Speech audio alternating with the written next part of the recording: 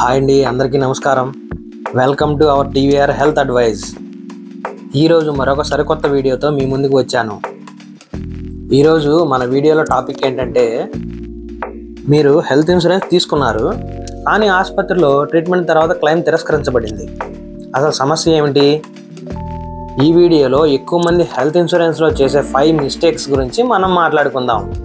Video start చేసే ముందు నాదొక రిక్వెస్ట్ అండి, ఇంకా మన ఛానల్ని ఎవరైతే సబ్స్క్రైబ్ చేసుకోలేదో ప్లీజ్ సబ్స్క్రైబ్ అవర్ ఛానల్.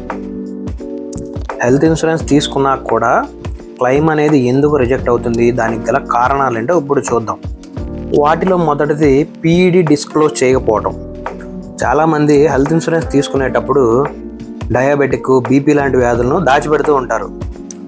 ఆ తర్వాత ఆ వ్యాధులకు సంబంధించి ట్రీట్మెంట్ ఏదైనా తీసుకుంటే కంపెనీ అనేది క్లెయిమ్ను రిజెక్ట్ చేస్తుంది.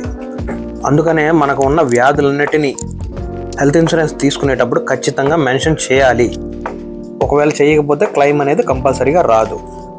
హెల్త్ ఇన్సూరెన్స్ క్లెయిమ్ ప్రాసెస్లో రిజెక్ట్ అవ్వడానికి గల రెండో కారణం ఏంటంటే, తక్కువ ప్రీమియంతో ప్లాన్ని తీసుకోవటం. ఉదాహరణకి పాలసీలో రూమ్ రెంట్ లిమిట్ 2000 ఉంటుంది అనుకున్నాం, కానీ హాస్పిటల్ బిల్లో రూమ్ రెంట్ 5000 ఉంటే మిగతా ఖర్చులను కూడా మనం మన చేతి నుంచి భరించాల్సి వస్తుంది అనమాట. లో ప్రీమియం ప్లాన్స్లో హిడెన్ లిమిట్స్ ఉంటాయి, జాగ్రత్త. అందుకే పాలసీ తీసుకునేటప్పుడే 1-2 సార్లు చెక్ చేసుకొని మరీ తీసుకోవాలండి. ఈ హెల్త్ ఇన్సూరెన్స్ క్లెయిమ్ ప్రాసెస్లో పాలసీ అనేది రిజెక్ట్ అవ్వడానికి గల మూడో కారణం ఏంటంటే, నాన్ నెట్వర్క్ హాస్పిటల్స్లో ట్రీట్మెంట్కి వెళ్ళడం.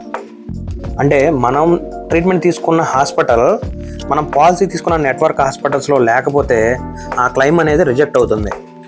అందుకనే మీరు ట్రీట్మెంట్కి జాయిన్ అయ్యే ముందే తెలుసుకోవాల్సింది ఏంటంటే, మనం జాయిన్ అయ్యే హాస్పిటల్ ఇది నెట్వర్క్ హాస్పిటల్స్లో ఉందా లేదా అని చెక్ చేసుకోవాలి ముందు. ఒకవేళ ఇది నెట్వర్క్ హాస్పిటల్స్లో లేకపోతే ముందు మనం బిల్లు కట్టి ట్రీట్మెంట్ చేయించుకున్న తర్వాత డాక్యుమెంట్స్ అన్నీ సబ్మిట్ చేసి ఆ తర్వాత రీఎంబర్స్మెంట్ ప్రాసెస్కి అప్లై చేసుకోవాలి. అలా రీఎంబర్స్మెంట్ ప్రాసెస్ అప్లై చేసిన తర్వాత 15 to 20 days టైం పడుతుంది ఆ క్లెయిమ్ అనేది రావడానికి. అందుకనే క్యాష్లెస్ కోసం ఖచ్చితంగా నెట్వర్క్ హాస్పిటల్స్లోనే ట్రీట్మెంట్ చేయించుకోవడం మంచిది. ఈ క్లెయిమ్ ప్రాసెస్లో పాలసీ రిజెక్ట్ అవ్వడానికి గల 4వ కారణం ఏంటంటే, వెయిటింగ్ పీరియడ్స్ని గుర్తించకపోవడం.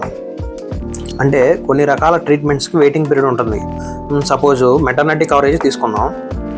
ఈ మెటర్నిటీ కవరేజ్కి ప్రతి పాలసీలో కొంత వెయిటింగ్ పీరియడ్ ఉంటుంది. సపోజు 24 months నుంచి 36 months వరకు అలా ఉంటాయి అన్నమాట. ఇవి చూసుకోకుండా కొంతమంది పాలసీ తీసుకున్న సంవత్సరానికే ట్రీట్మెంట్ కోసం వెళ్తే అప్పుడు స్ట్రైట్గా పాలసీ అనేది రిజెక్ట్ అయిపోతుంది. అందుకే ముందు మన పాలసీ గురించి మనకి 1-2 సార్లు తెలుసుకున్న తర్వాతే ట్రీట్మెంట్కి వెళ్ళడం ఉత్తమం. ఈ హెల్త్ ఇన్సూరెన్స్ క్లెయిమ్ అనేది రిజెక్ట్ అవ్వడానికి గల మరొక రీజన్ ఏంటంటే, పాలసీ రెన్యువల్ అనేది ఇన్ టైంలో చేయించుకోకపోవడం. నిజానికి పాలసీ ఎక్స్పైర్ అయ్యాక 1 రోజు గడిచినా మీ ప్లాన్ బెనిఫిట్స్ అన్నీ రీసెట్ అయిపోతాయి.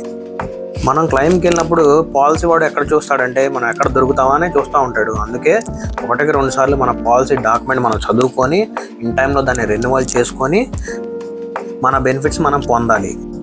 చూశారు కదండి, ఈ 5 తప్పుల్ని నివారిస్తే మీ హెల్త్ ఇన్సూరెన్స్ మీరు సురక్షితంగా ఉపయోగించుకోవచ్చు.